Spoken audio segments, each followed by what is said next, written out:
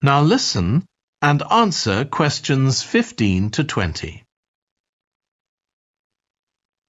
Now, I just want to run through a few company policies for our apprenticeship scheme with you.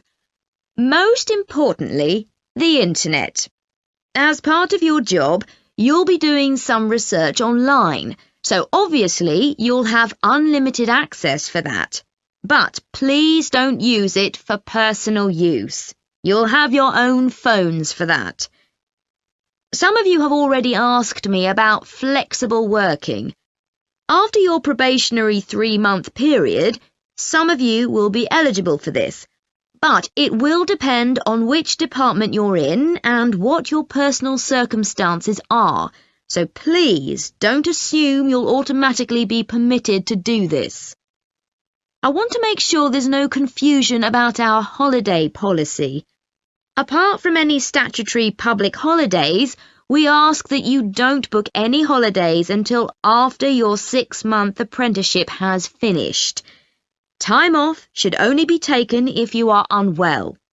Please speak to your supervisor if this is going to be a problem. You'll be expected to work a 40-hour week, but there may be opportunities to do overtime during busy periods. Although you're not required to do this, it can be a valuable experience, so we advise you to take it up if possible. Obviously, we understand that people do have commitments outside work, so don't worry if there are times when you are unavailable.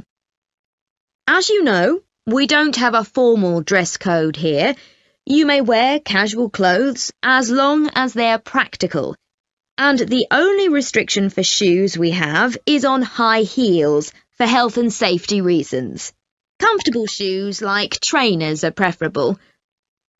There's a heavily subsidised canteen on site where you can get hot meals or salads cheaply. Snacks and drinks are also provided, so we've decided to introduce a no-packed lunch policy.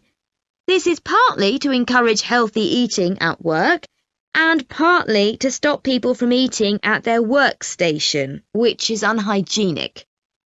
Okay, moving on to... That is the end of section 2. You now have half a minute to check your answers.